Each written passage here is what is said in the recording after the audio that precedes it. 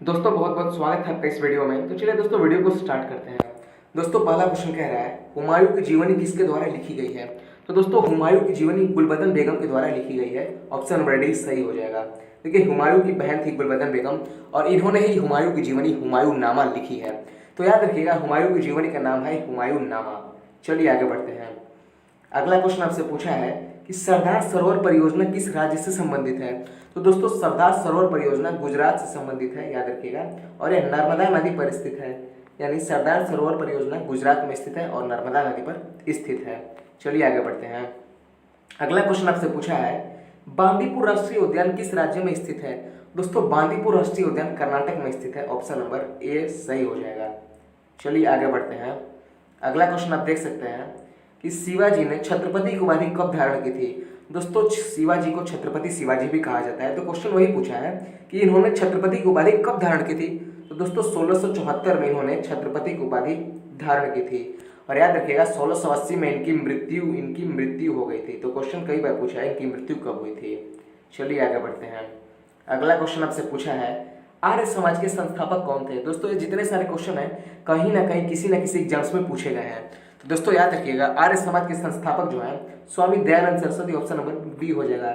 इन्होंने 1875 ईस्वी में आर्य समाज की स्थापना किया था। यानी चलिए अब कब किया था देख लेते हैं। मुंबई में किया था। 1875 में इन्होंने आर्य समाज का स्थापना किया था मुंबई में। चलिए आगे बढ़ते हैं। अगला क्वेश्चन आपसे पूछ रहा है पंचायती राज व्यवस्था सबसे पहले किस राज्य में लागू हुआ था। दोस्तों पंचायती राज व्यवस्था सबसे पहले राजस्थान में लागू हुआ था। राजस्थान के नागौर जिला में, याद रखिएगा कई बार पूछा है कि राजस्थान के किस जिला में। राजस्थान के नागौर जिला में 1959 ईस्वी में सबसे पहले पंचायती राज व्यवस्था लागू हुआ था। पॉइंट याद रखिएगा।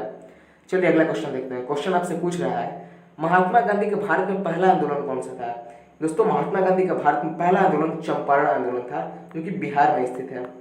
चंपारण आंदोलन बिहार में स्थित है, 1917 में हुआ था। डेट भी आपको याद रखना है और किस राज्य में वो भी आपको याद रखना है। चलिए आगे बढ़ते हैं। अगला क्वेश्चन आपसे पूछा है भारत में पहली बार आपातकालीन कब लागू हुआ था। आपातकालीन का मतलब होता है इमरजेंसी। भारत में पहली बार आपातकालीन इमरजेंसी 1962 में लागू हुआ था, जब भारत चीन युद्ध चल रहा था। चलिए आगे बढ़ते हैं। अगला क्वेश्चन आपसे पूछा है कान्हा किसली अभयारण्य किस राज्य में है। दोस्तों कान्हा किसली अभयारण्य मध्य प्रदेश में स्थित है। ऑप्शन नंबर ए ही सही हो जाएगा।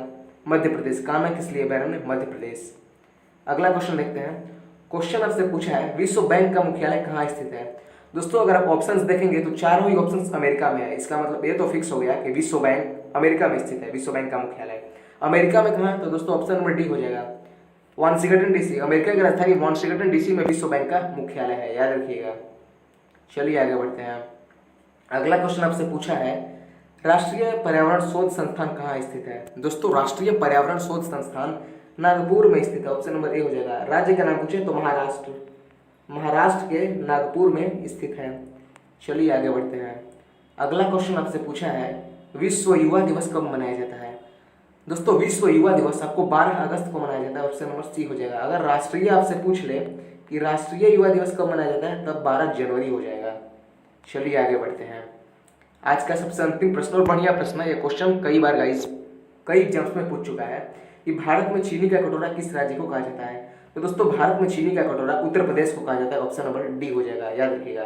और एक पॉइंट याद रखिएगा, उत्तर प्रदेश में चीनी बहुत ज़्यादा, यानी भारत में सबसे ज़्यादा चीनी जो है उत्तर प्रदेश में ही होता है। तो आई होप दोस्तों ये वीडियो आपको काफ़ी पसंद आया हो।